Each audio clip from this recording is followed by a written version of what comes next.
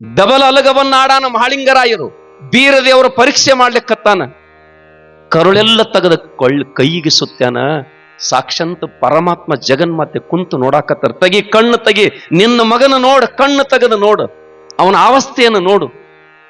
ಬಂಧುಗಳೇ, ಪರಮಾತ್ಮ ಸಹಿತ 1-2 ನಿಮಿಷ ಮೌನ ಆಗಿಬಿಡ್ತಾನೆ. ಎಂಥದೋ ಮಾಡಪ್ಪ ನಿನ್ನ ಭಕ್ತಿ, ಎಂಥ ಶಿಷ್ಯನನ್ನು ಪಡೆದೇವಪ್ಪ ತಿಳ್ಕೊಂಡು ಬೀರೇಶ್ವರನ ಕೊಂಡಾಡ್ತ. ಎರಡೂ ಅಲಗಾಡ್ಲಕತ್ತೇನ. ಹೊಟ್ಟೆ ಅಂದ ತೆಗೆದ ಕರಳೆಲ್ಲ ಕೈಗೆ ಸುತ್ತಾನ. ಬೆಣ್ಣಾನ ಪುಣ್ಯಾತ್ಮರೇ ಬೋಕ್ ಬಿದ್ದದ ರಂಧ್ರ, ಸೂರ್ಯನ ಕಿರಣ ಇಲ್ಲಿಂದ ಪಾಸಾಗಿ ಬೀರದೇವರ ಗದ್ದಿಗೆ ಬಂದತ್ತೆ. ಗದ್ದಿಗೆ ನಡಗಲಿಕ್ಕೆ ಪ್ರಾರಂಭ ಮಾಡೈತೆ. ಗದ್ದಿಗೆ ನೀನು ಗೆದ್ದಿ ಮಾಡಪ್ಪ, ನೀನು ಗೆದ್ದಿ ಅಂತ ಗುರು ಹೇಳ್ತಾ ಇದ್ದಾನೆ. ಆವಾಗೂ ಕೂಡ ಪರಮಾತ್ಮ ಹೇಳ್ತಾನ, ನಿನ್ನ ಭಕ್ತಿಗೆ ನಾನು ಮೆಚ್ಚೇನೆ, ನಿನ್ನ ನಿಸ್ವಾರ್ಥ ಸೇವಕ ನಾ ಮೆಚ್ಚೇನೆ, ನಿನ್ನ ಬಯಕೆ ಏನೈತಿ ಬೇಡು ಅಂದ. ಆತ ಹೇಳ್ತಾನ, ಭಂಡಾರಕ್ಕ ತಲೆಬಾಗಿ ಬಂದವಾಗ ಕಂಬಳೇ ಕೈಲಾಸದ ಒಡಿಯ ಅಂತ ತಿಳ್ಕೊಂಡು ನಡೆದವನಿಗೆ ಭಾಗ್ಯ ಕೊಡು, ಭಕ್ತರಿಗೆ ಮಕ್ಕಳಿಗೆ ಬಡತನ ಕೊಡು, ನನಗಾಗಿ ಕೊಡೋದಿತ್ತಂದ್ರೆ ಪ್ರತಿ ದೀಪಾವಳಿ ಅಮಾವಾಸ್ಯೆಗೆ ಮುಂಡಾಸದಾಯರದನ್ನ ಉಡುಗೊರೆಯಾಗಿ ತಗೊಂಡು ಬಾ ಅಂತ ತಿಳ್ಕೊಂಡು ಹೇಳ್ತಾರ ಬಂದು. ಸಜ್ಜನರು ಇವತ್ತಿಗೆ ಕೂಡ ಲಕ್ಷ ಜನ ಪುಣ್ಯಾತ್ಮರೇ ದೀಪಾವಳಿಯ ಪಾಡೆ ನಸ್ಕಿನ 4 ಗಂಟೆಗೆ ಭಗವಂತ ಬಂದು ದರ್ಶನ ಕೊಡ್ತಾನೆ. ಯಾರಿಗಾಗಿದೆಲ್ಲ? ಶರೀರ ಸುಟ್ಟ, ಅದಕ್ಕೆ ಕನಕ ಬರಿತಾನ, ಸುಟ್ಟ ಸುಣ್ಣದ ಹರಳಾಯಿತ್ತು ಈ ದೇಹ ಅಂತ ಬರೀತಾರ. ಅದಕ್ಕೆ ನೀರಿನಾಗ ತೆರೆ ಬರ್ತಾವಿಲ್ರಿ, ತೆರಿ ನೀರಿನಾಗ ಬರ್ತಾವಿಲ್ರಿ, ಮತ್ತ ಅಲ್ಲೇ ಮುಣಗುತ್ತಾವಿಲ್ರಿ. ಹಂಗ ಈ ದೇಹ ಪರಮಾತ್ಮನಿಂದ ತಯಾರಾಗೈತಿ. ಮತ್ತ ಅಲ್ಲೇ ಏನಾಗ್ದ, ಮಣ್ಣಿನಿಂದ ಮಣ್ಣಾಗ ಹುಟ್ಟಿ ಮಣ್ಣಾಗ ಅರಳಿ ಕೊನೆಗೆ ಮಣ್ಣಾಗ ಸೇರುವುದೈತಪ್ಪ. ಯಾಕೆ ಬಂದ ಆ ಜಾತಿ ಈ ಕುಲ ಆ ಜಾತಿ ಹೊಡೆದಾಡಿ ಯಾಕೆ ನಮ್ಮತನವನ್ನು ಕಳ್ಕೋಬೇಕು? ನೋಡ್ರಿ ಬಕ್ರ, ಲಿಂಗ ಕೈಯಾಗ ಹಿಡ್ದಾರ, ನಿನ್ನಿನ ದಿವಸ ಅದಕ್ಕೆ ಕೆಳಗೆ ಬಳ್ದಾರ. ನೀನ್ ಒಲಿದ ಮೇಲೆ ಯಾತರ ಕುಲವಯ್ಯ ಅಂತ ಕೆಳಗೆ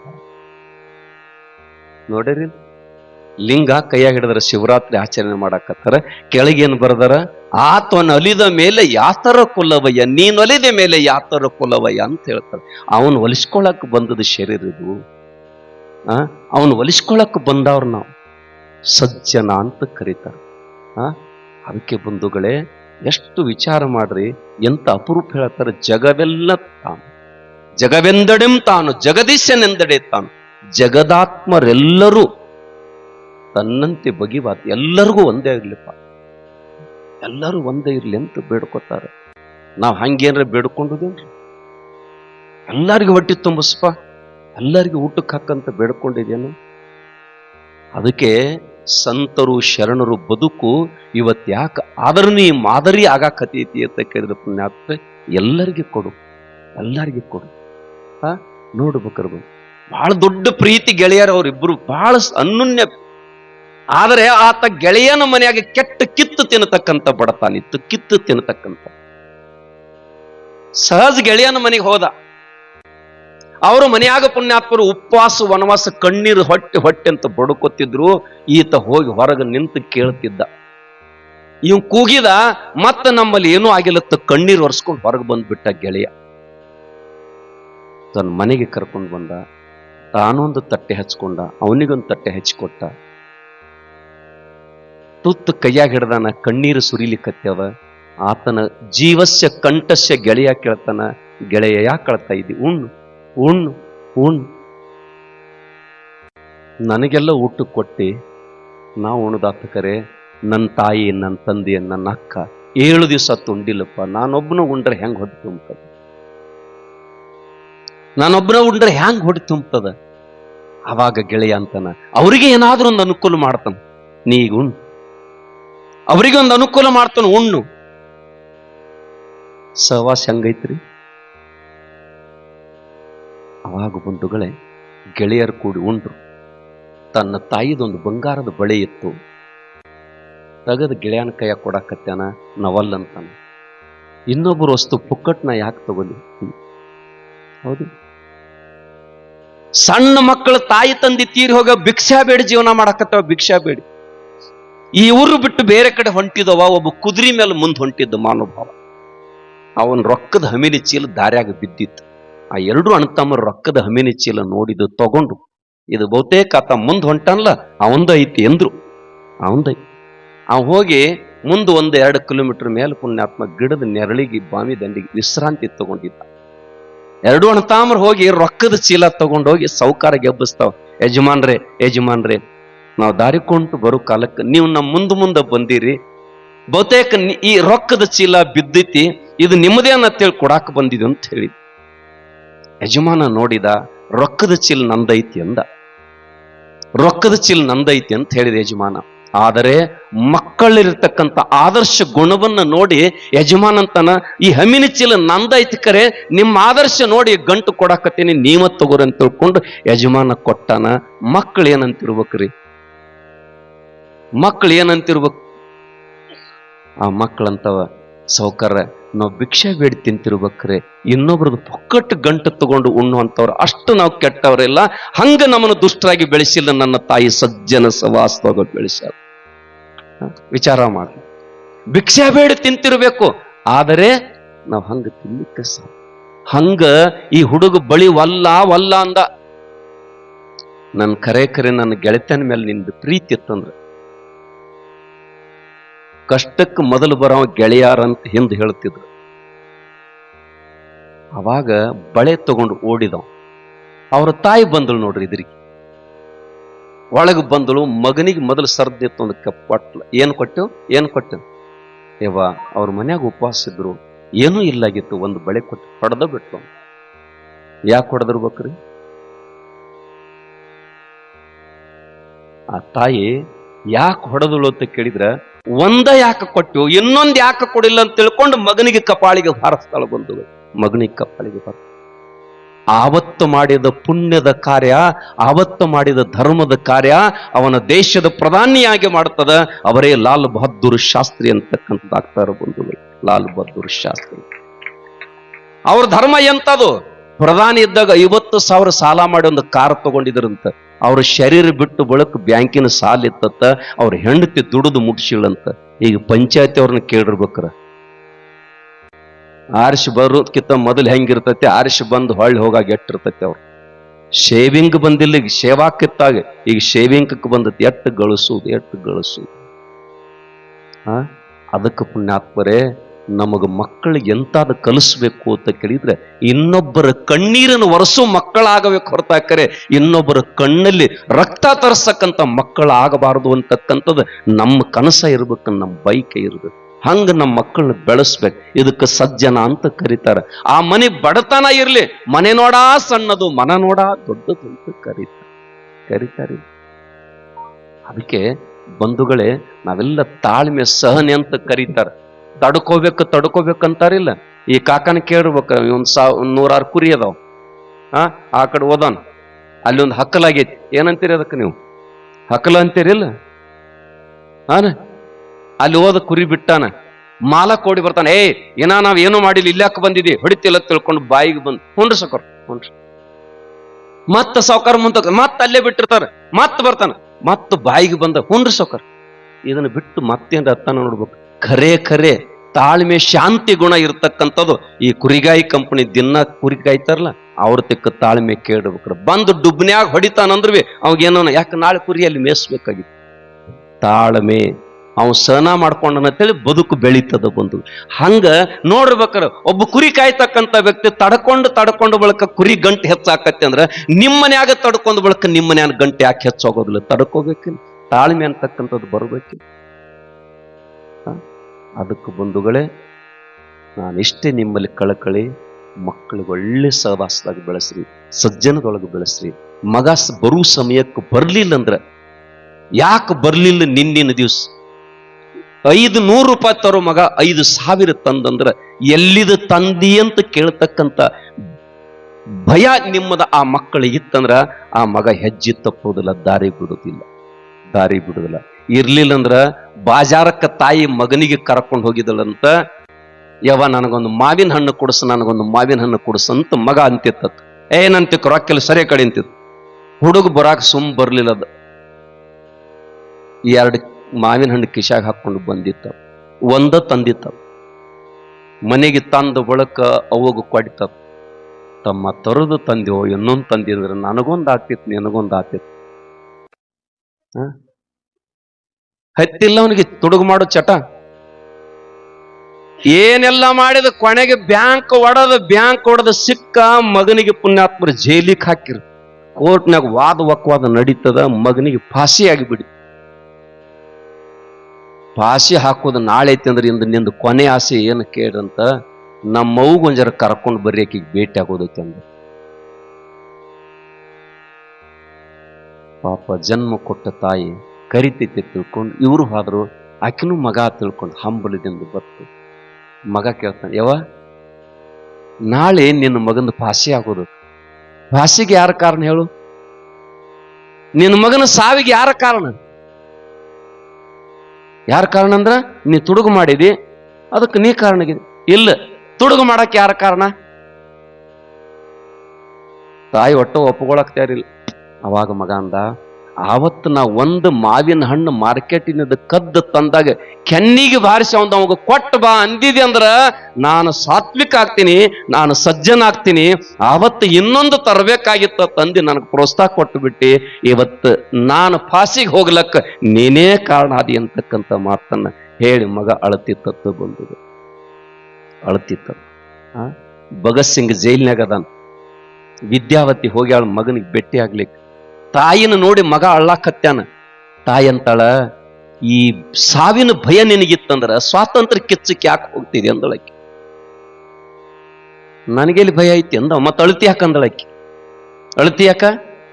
ಅವಾಗ ಭಗತ್ ಸಿಂಗ್ ಹೇಳ್ತಾನಂತ, ನಾಳೆ ನಿನ್ನ ವಂಶದ ಕುಡಿ ಕತ್ತರಿಸಿ ಬೀಳ್ತದ, ನಿನ್ನ ಮನೆ ಬೆಳಗು ದೀಪ ಆರ್ತದ. ಇದು ಗೊತ್ತಿದ್ರು ಕೂಡ ಮಗನ ಹರಸಲಿಕ್ಕೆ ಬಂದಿದೆ ಅಂದ್ರ ನಿನ್ನಂತ ತಾಯಿ ಪ್ರತಿಯೊಂದು ಮನೆಯಲ್ಲಿದ್ರ ನನ್ನಂತ ಭಗತ್ ಸಿಂಗ್ರು ಪ್ರತಿಯೊಂದು ತೊಟ್ಟಲಿದಿಂದ ಹುಟ್ಟಿ ಬರ್ತಾರ.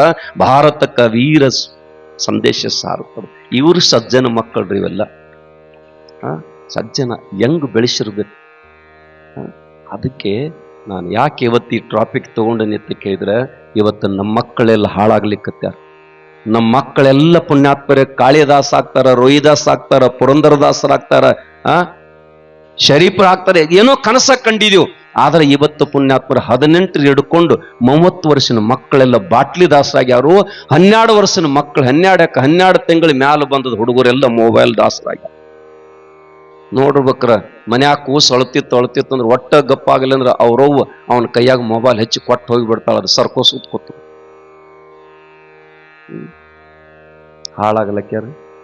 ಅದಕ್ಕೆ ಹೇಳ್ತಾರ, ನೀ ಮಾಡಿದ ನೀನೇ ಉಣ್ಣು, ನೀಡಬೇಡ ಯಾರಿಗೆ, ಉಂಡುಳುದಗಲು ತುಂಬ ತಗದಿಡು ಯಾರಿಗೆ, ತಾನೇ ಮಾಡಿದ ಕರ್ಮಕ್ಕೆ ತಾನೇ ಯೋಗಿನಾಗಬೇಕು ಭೋಗಿನಾಗಬೇಕು ಅಂತ ಹೇಳ್ತಾರೆ.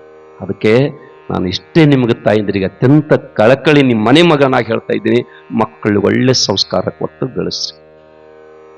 ಮಕ್ಕಳ ಹಣ ಐತೆ ತಿಳ್ಕೊಂಡು ಪುಣ್ಯಾತ್ಮರ ಹಣದಿಂದ ಮಕ್ಕಳನ್ನು ಬೆಳೆಸ್ಬೇಡ್ರಿ, ಗುಣದಿಂದ ಮಕ್ಕಳನ್ನು ಬೆಳೆಸ್ರಿ. ಮನಿ ಹೇಮಾದಿಗಳು ಭೂಷಣವಲ್ಲ, ಗುಣವೇ ಭೂಷಣ. ಕರಕ ಭೂಷಣ ಯಾವುದು? ದಾನ ಅಂತ ಕರೀತಾರ. ಮನೆಗೆ ಭೂಷಣ ಯಾವುದು? ಬೆಳ್ಳಿ ಬಂಗಾರ ಭೂಷಣ. ಗುಣ ಬಹಳ ಮುಖ್ಯ ಬೇಕಂತ. ಗುಣ ಪುಣ್ಯಾತ್ಮರ. ಅದಕ್ಕೆ ನೇಮಗಳು ನಿಮ್ಮದು ಪುಣ್ಯ ನಿಮಗೆ ಜಮಾ ಆಗಬೇಕಾಗಿತ್ತಂದ್ರೆ ನೀವೇನ್ ಮಾಡಬೇಕು, ಒಂದಿಷ್ಟು ನಾವು ದಿನನಿತ್ಯ ನಮ್ದು ನಾವು ಡಿಪಾಸಿಟ್ ಮಾಡ್ಕೊಳ್ಳೋದು. ನಾವು 10 ಮಂದಿ ಇದೀವಿ, 1 ರೂಪಾಯಿ 10 ರೂಪಾಯಿ ಶೇವಿಂಗ್ ಆಯ್ತು, ಯಾರ್ದೋ ಪುಣ್ಯದ ಕಾರ್ಯಕ್ಕೆ ಧರ್ಮದ ಕಾರ್ಯಕ್ಕೆ ಕೊಟ್ಟು ಬಿಟ್ಟಿವಿ ಅಂದ್ರ ನನಗೂ ಮುಂದಿನ ಜನ್ಮದ ತಗೊಂಡು ಉಣ್ಲಾಕ ತೆಲಿಬಿಂದಿಗೆ ಕುತ್ತು ಬರ್ತದತ್ತ. ತೆಲಿಬಿಂದಿಗೆ ಯಾರು ಉಣಾಕ ಬರುದಿಲ್ಲ. ಯಾಕೆ ಯಾರು ಉಣಾಕ ಬರುದಿಲ್ಲ ಅಂದ್ರ, ಬಂಧುಗಳೇ, ನಾವಲಿಗೆ ಕಟ್ಟ ಮಾಡಕ್ ಹೋಗಿದಂತ, ಮಳಿ ಬಹಳ ಆಗಿದ್ದಂತ. ಆ ಹಳ್ಳ್ಯಾಂದ ಹೋಗೋ ಕಾಲಕ್ಕ ಅವ್ ರಸ್ತೆ ಬಿಟ್ಟು ನಡುಕ್ ತುಳ್ಕೊತ್ ಹೊಂಟಿದಂತ. ಒಂದು ಒಡ್ಡಿನ ಸಮೀಪ ಬಂದು ಬಳಕ ಮಿಂಚ್ ಬಿಡ್ತತ್. ಅಲ್ಲಿ ಬಂಗಾರ ತುಂಬಿರ್ತಕ್ಕಂಥ ಹಂಡೆ ಮಿಂಚಾಕತ್ತಿದ್ದಂತ. ಅದ್ ಹೇಳ್ತತ್ತ, ನಾನ್ ನಿನ್ನ ಮನೆಗೆ ಬರ್ತಾನ ಒಯ್, ನಾನ್ ನಿನ್ನ ಮನೆಗೆ ಬರ್ತಾನ ಒಯ್ ಅಂತಿತ್ತ. ನೀವಂದಂತ ನೀನಾಗೆ ಬರಕಿದ್ರ ಬಾ, ನಾ ಏನು ಒಯ್ದಿಲ್ಲ ಅಂದ. ಹುಚ್ಚ ಇರ್ಬೇಕಲ್ಲ. ಮತ್ತ ಇರ್ಲಿಲ್ಲ ಅಂದ್ರೆ ಐತತ್ತ ಯಾರ ಸುದ್ದಿ ಹೇಳಿ ಅಂತ ಅಪ್ಕೊಂಡ್ ಹಿಡ್ಕೊಂಡು ಹೋಗಿ ತೆಗಿಲಕತ್ತಾರ, ನೀ ಅರ್ಧ ನಾ ಅರ್ಧ ತೋತಂತ ಹೇಳಿ ಅಂತಾರಿಲ್ಲ. ಹಂಗ ಇವ್ ಪುಣ್ಯಾತ್ಮರಿ ನೀನಾಗೆ ಬರಕಿದ್ರ ಬಾ, ನಾ ಒಯ್ದಿಲ್ಲ ಅಂದ. ಮನ್ಯಾಗ ಹೋಗಿ ನಡು ಗ್ವಾಡೆ, ಆಚೆ ಕಡೆ ಅಣ್ಣ ಈಚೆ ಕಡೆ ತಮ್ಮ ಹೆಂಡತಿ ಮುಂದೆ ಹೇಳ್ತಿದ್ದ, ನಾ ಇಂಥ ಹೊಲದಂದು ಬರಾಕತ್ತೀನಿ, ಎಷ್ಟು ಸಮಯ ಆಗಿತ್ತು, ಹಿಂಗ ಮಿಂಚಿತ್ತು, ಅಲ್ಲೊಂದು ಬಂಗಾರ ನಾಣ್ಯ ತುಂಬಿದ ಹಂಡೆ ಇತ್ತು, ನಾ ಬರ್ತಾನ ಅಂತದು, ನೀನಾಗೆ ಬರಕ್ಕಿದ್ರ ಬಾ ಅಂತ ಹೇಳಿ ಬಂದ್ ಬಿಟ್ನಿ ಅಂದ, ಅಣ್ಣಂದ, ಎಂತ ಹುಚ್ಚದನೋ ಒಂದು. ಎಂತ ಹುಚ್ಚದನ. ಬಯಸದ ಬಂದ ಭಾಗ್ಯ ಅಂತ ಹೇಳ್ತಾರ. ತಾನಾಗೆ ಬರ್ತು ನನ್ನ ಕಾಲಕ್ಕೆ ತಗೊಂಡು ಬರ್ಲಿಲ್ಲ. ಇವನಂತ ದಡ್ಡ ಯಾರದಾರ ಈ ಲೋಕದೊಳಗ ತಿಳ್ಕೊಂಡು ಪತ್ತ ಹೇಳಿದ್ಲ ನಾವು, ಸರ್ವೆ ನಂಬರ್ ಸಹಿತ. ಇವ್ ಹಾದ್ರೆ ಅಲ್ಲಿ, ಇವ್ ಹಾದ್ರೆ ಹೋಗಿ ಮಿಂಚಿತ್ತು, ಹಂಡೆ ಇತ್ತು, ಹೊತ್ತ ತಲೆ ಮೇಲೆ. ಬಂಧುಗಳೇ, ಹೊರಕ್ಕಿತ್ತ ಮೊದಲು ಬಾಯಿ ತೆರೆದು ನೋಡಿದ ಕರೆ ಕರೆ ಅದಾವೋ ಇಲ್ಲ. ನೀವು ಒಳಗೆನ ಕೈ ಹಾಕಿದ ಕಟ್ಟ ಚೋಳ ಕಡ್ದು ಬಿಟ್ಟು ನೋಡ್ರಿ.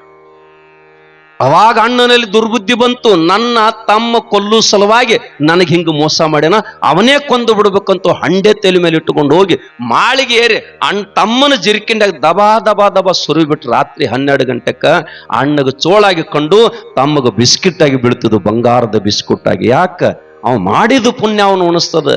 ಅವನು ಮಾಡಿದ ಪುಣ್ಯ ಅವನು. ಅದಕ್ಕೆ ಪುಣ್ಯ ಆತ್ಮರೇ ಇಂಥ ಧರ್ಮದ ಕಾರ್ಯಕ್ಕೆ ನೋಡ್ರಿ, ಆ ಕುಸ್ತಿ ಇಟ್ಟಾರ, ರೊಕ್ಕ ಎಟ್ಟರಿ ತಗೊಳ್ರಿ. ಖರೆ ಪುಣ್ಯಾತ್ಮ ಮನುಷ್ಯ. ಒಬ್ಬ ಯುವಕ, ನಾನು ಇವನಂಗ ದೇವತಾಪಾತ್ ನೋಡ್ರ, ಅವ ನೋಡಾಕ ಇಟ ಅದ. ನಾವು ಹಂಗ ನಮ್ಮ ಮಕ್ಕಳು ಆಗಬೇಕಂತ ನೀವು ಕನಸು ಕಾಣಬೇಕು. ಯಾಕಿದನ ಈ ಕಮಿಟಿಯವರಿಗೆ ಧನ್ಯವಾದ ಹೇಳ್ಬೇಕು. ನಾವು ನಮ್ಮ ಮಕ್ಕಳು ಹಿಂಗ ಶರೀರ ಸದೃಢಾಗಿ ಉಳಿಬೇಕಿಲ್ಲ. ಹಾಲು ಕುಡಿ ಮಕ್ಕಳಾಗ್ಬೇಕು, ಅಲ್ಕೋಹಾಲು ಕುಡಿ ಮಕ್ಕಳಾಗಬಾರ್ದು. ಹಾಲು ಕುಡಿದು ಮಕ್ಕಳು ಹಂಗ ಹೋಗಿತಾವ್. ಮತ್ ಹಾಲ ಕಪ್ಸುದಿಲ್ಲ ಅಂದ್ರ ಹಂಗ ಆಡ್ಲಕ್ ಹೋಗೋದಿಲ್ಲ, ಕಪ್ಸಂಗಿಲ್ಲ. ನೀವು ಮುಂಜಾನೆ 8 ಕೇಳು ಮಕ್ಕಳಿದ್ರೆ ಏನ್ ಮಾಡೋರು ತಗೊಂಡು? ಅದಕ್ಕೆ ಬಂಧುಗಳೇ, ಕಮಿಟಿಯವ್ರು ಎಂತ ಕೆಲಸ ಮಾಡ್ಯಾರ. ಮನೆ ಕಬಡ್ಡಿದ್ ನೋಡಿದ ನಾವು. ಖರೆ ಒಂದು ಕಮಿಟಿಯವ್ರು ಏನ ಮಾಡ್ರಿ, ಪಾರದರ್ಶಕ ಮಾಡ್ರಿ. ಮುಂದಿನ ವರ್ಷ ಮತ್ತ ಅವರಾಗೆ ಬರ್ಬೇಕಾದ್ರೆ ಕಿಂಚಿತ್ತು ಕೂಡ ನಿಮ್ಮಲ್ಲಿ ನ್ಯಾಯ ತಪ್ಪಬಾರದು, ಧರ್ಮ ತಪ್ಪಬಾರದು, ವಿಶ್ವಾಸ ಇಟ್ಕೊಂಡು ಬರ್ಬೇಕು ನಮ್ಮ ಕಡೆ. ಅಂತ ಕೆಲಸ ಮಾಡಾಕತ್ತೀರಿ. ಇಲ್ಲಿ ನೆತ್ತಿ ಊಟ ಇಟ್ಟಿರಿ, ಹೊಟ್ಟಿ ಊಟ ಇಟ್ಟಿರಿ, ಮತ್ತ ದೇಹ ಸದೃಢ ಆಗೋ ಸಲಗ ಕುಸ್ತಿ ಇಟ್ಟಿರಿ. ಮತ್ತು ಪುಣ್ಯಾತ್ಮರು ಕುಸ್ತಿ ಒಲ್ಲರು ರಾಜ್ಯ ಮಹಾರಾಜರು ಪ್ರೀತಿಸ್ತಕ್ಕಂಥ ಕಬಡ್ಡಿ ಕ್ರಿಯೆಗಳಿಟ್ಟಿರಿ. ಇದಕ್ಕಿಂತ ಜಾತ್ರೆ ಇನ್ನೇನ್ ದೊಡ್ಡದು ಮಾಡೋದವ್ರು? ಕೈ ಇದ್ದವ್ರು ಚಪ್ಪಾಳಿ ಹಾಕ್ರೆ ಕಮಿಟಿಯವ್ರಿಗೆ. ನಾನು ಯಾಕೆ ಹೇಳ್ತೇನೆ, ಕಮಿಟಿ ಸುದ್ದು ಗಟ್ಟಿ ಇತ್ತೇಳಿರಿ ನೀವು, ಹಿಂಗೆಲ್ಲ ನಡಿಲಿಕ್ಕೆ ಸಾಧ್ಯ ಆಗ್ತದೆ. ಅದಕ್ಕೆ ಬಂಧುಗಳೇ, ಬದುಕಿನೊಳಗ ಹೇಳಿದ್ರಿಲ್ಲ, ಅವ್ ಮಾಡಿದ ಪುಣ್ಯ ಅವನು ಹುಡುಕ್ಯಾಡ್ಕೊಂತ ಬತ್ತ. ಅದಕ್ಕೆ ಹುಡುಕ್ಯಾಡ್ಕೊಂತ ಅಣ್ಣ ಮಾಡಿಲ್ಲ, ಕೊಟ್ಟಿಲ್ಲ ಅವ ಯಾರಿಗೆ. ಅವನಿಗೆ ಚೋಳ ಅದು, ಇವನಿಗೆ ಕೊಟ್ಟಿದ್ದ ಅದು ತಾನ. ಅದಕ್ಕೆ ಗೊತ್ತಿತ್ತು, ನಾ ಮಾಡಿದ ನಾನು ಉಣದೈತಿ ತಿಳ್ಕೊಂಡು ತಾನಾಗೆ ಬರಕ್ಕಿದ್ರ ಬಾ ಅಂದ. ಅದಕ್ಕೆ ನಮ್ಮಲ್ಲಿ ಏನಾಗ್ಬೇಕಂತ ಕೇಳಿದ್ರೆ ಪುಣ್ಯಾತ್ಮರೇ, ಬದುಕು ಆನಂದದ ಯಾತ್ರೆ ಇದು. ಬದುಕು ಆನಂದದ ಯಾತ್ರೆ ಇದು. ಆನಂದದ ಯಾತ್ರೆ ಆಗಬೇಕಾಗಿತ್ತಂದ್ರ ನಮ್ಮಲ್ಲಿ ಒಂದಿಷ್ಟು ಪಾತ್ರ ಚಲೋ ಇರ್ಬೇಕು, ಪಾತ್ರತ್ವ ಚಲೋ ಇರ್ಬೇಕು.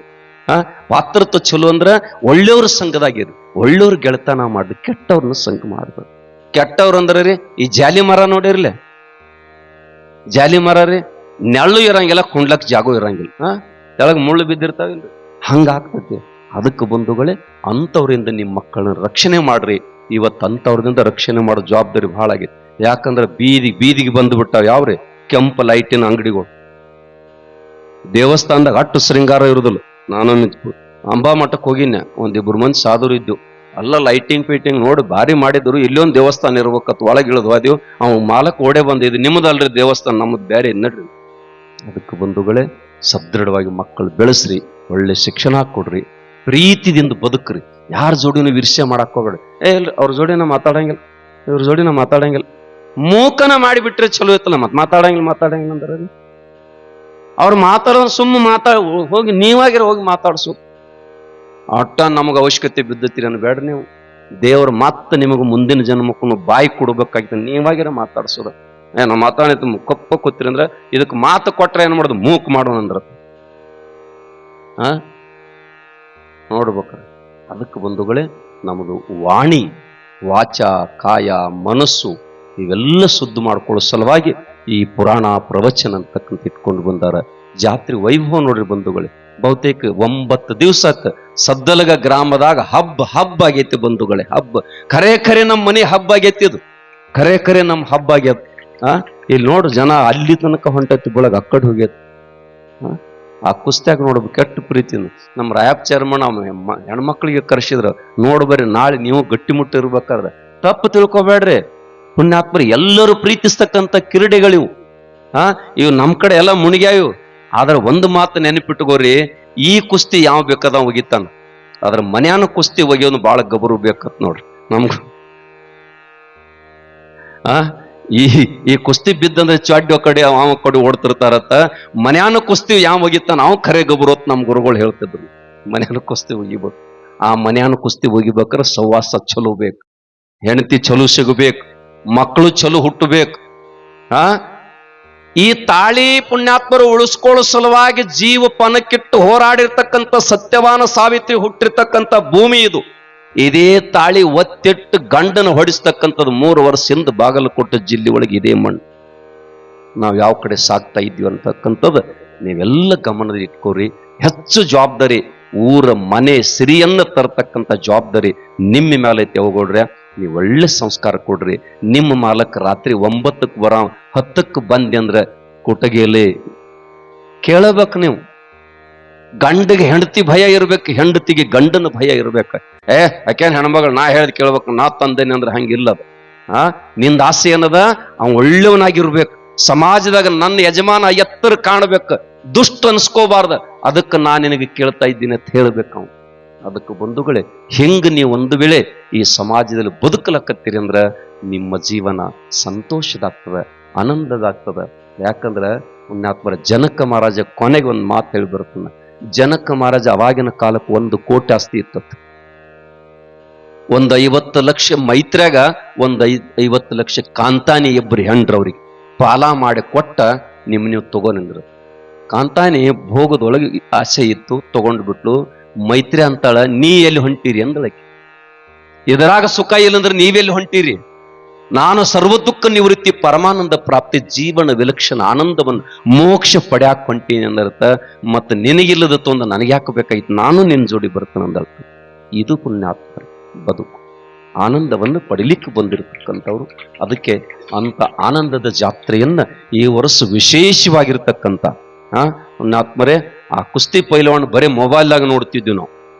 ಅವನ ಸಾಕ್ಷಾತ್ ಅವನು ಇದ್ರಿಗೆ ನೋಡ್ತಕ್ಕಂಥದ್ದು ಕೂಡ ಬಹುತೇಕ ಒಂದು ಅವಕಾಶವನ್ನ ಸದ್ದಲಗ ಗ್ರಾಮದ ಹೊನ್ನಸಿದ್ದೇಶ್ವರ ಅಣಸಿದ್ದೇಶ್ವರ ಬಳಗದವ್ರು ಕೂಡಿಸಿಕೊಟ್ಟಾರ. ಅವರೆಲ್ಲ ಹುಡುಗರು ಯುವಕರು ಎಷ್ಟು ಗಟ್ಟಿ. ಬಹುತೇಕ ನಿನ್ನ ಮೆರವಣಿಗೆ ನೋಡ್ತೀನಿ, ಆ ಡೊಳ್ಳು ಬಡಿತಿದ್ರು ನಾನು ನಿತ್ತಿನಲ್ಲಿ. ಬಹುತೇಕ ಪುಣ್ಯಾತ್ಮರೇ ಡೊಳ್ಳು ಬಡದ್ರೆ ಇಡೀ ಪುಣ್ಯಾತ್ಮರೇ ಜೊಳ್ಳೆಲ್ಲ ಹಾರುವಂಗ ಬಡಿತಿದ್ರು ಅವ್ರು. ಈ ಕ್ಷೇತ್ರದಾಗ ಜೊಳ್ಳೆ ಎಷ್ಟಿತ್ನೋ ಎಲ್ಲ ಹಾರಿ ಹೋಗೈತಿ ನಿನ್ನೆ ಅವ್ರ ಡೊಳ್ಳಿನ ಬಡ್ತಕ್. ಇದು ಪುಣ್ಯಾತ್ಮರೇ. ಅದಕ್ಕೆ ಅಂತ ವಿಶೇಷವಾಗಿರ್ತಕ್ಕಂಥ ಕಾರ್ಯಕ್ರಮವನ್ನು ಸದ್ದಲಗ ಗ್ರಾಮದ ಎಲ್ಲ ಪುಣ್ಯಾತ್ಮರು ಮಾಡಿರಿ. ಇದು ಉತ್ತರೋತ್ತರವಾಗಿ ಎತ್ತರ ಬೆಳಿಬೇಕು ಅಂತ ಶಕ್ತಿಯನ್ನ ಅರಣಸಿದ್ದಪ್ಪ ಹೊನ್ನಸಿದ್ದಪ್ಪ ಈ ಕಮಿಟಿಯವರಿಗೆ ಕೊಡಬೇಕು. ಈ ದಾನವನ್ನು ಕೊಡ್ತಕ್ಕಂಥ ಪುಣ್ಯಾತ್ಮರಿಗೂ ಕೂಡ ಇವತ್ತೆಂತ ಕಷ್ಟ ಐತಿ ಅಂದ್ರೂ ಕೂಡ ಈ ಒಂದು ಕ್ಷೇತ್ರದ ಜೋಳಿಗಾಗಿ ನೀಡಿರ್ತಕ್ಕಂಥವ್ರಿಗೆ ಬರುವ ವರ್ಷೊಟ್ಟಿಗೆ ಅವ್ರ ಈ ಮನೆಯೊಳಗೆ ಭಂಡಾರ ಬಂಗಾರ ಆಗಬೇಕು ಅಂತಕ್ಕಂಥದನ್ನ ಆ ಸಿದ್ದಪ್ಪನಲ್ಲಿ ಬೇಡ್ಕೊಂಡು ಫೋನಿನ ಮುಖಾಂತರ ನಮ್ಮಿಬ್ರೂ ಸಂಗೀತಗಾರರು ಬಹುತೇಕ ಬಂಧುಗಳೇ ಬಿತ್ತನದಾಗ ಎತ್ತು ಕುಂಟಾಗಬಾರ್ದತ್ತ, ಮನ್ಯಾಗ ಏನೋ ಇರಬಾರ್ದು ಅಂತ ಇರ್ತಾರಲ್ಲ. ಅವಾಗ ಹಿರಿಯರಂತಾರೆ ಬಿತ್ತಾಣಕ್ ಮನ್ಯಾಗ ಎತ್ತುಗಳು 3 ಇರ್ಬೇಕಂತ ಮನ್ಯಾಗ. ಹಂಗ ನಮ್ಮ ಸಂಗೀತಗಾರರು ಮೊದಲಿನ ದಿವಸ ನಮ್ಗೆ ಒಂದು ಏನೂ ಗೊತ್ತಾಗ್ಲಿಲ್ಲ. ಯಾಕಂದ್ರೆ ಪಾಪ ಅವ್ರು ಮರಾಠಿ ಹಾಡೋ. ಆದರೂ ಸಣ್ಣ ಮಗು ಚಂದ ಹಾಡಿತ್ತು. ನಾನು ಕರೆ ಮಾಡಿದಾಗ ಬಹಳ ಸಂತೋಷದಿಂದ ಈ ಕಾರ್ಯಕ್ರಮಕ್ಕೆ ಬಂದು ಇವತ್ತು ಯಾಕಂದ್ರೆ ಕಲಾವಿದನ ಹಿಡಿದಂದ್ರೆ ಪುಣ್ಯಾತ್ಮರು ಒಂದು ಆಣಿ ಹಿಡ್ದಂಗೆ ಅದಕ್ಕೆ ಯಾವುದೂ ಪೈಸೆ ದುಡ್ಡನ್ನು ಕರಾರ್ ಕಟ್ಟು ಮಾಡ್ಲಾರ್ದೆ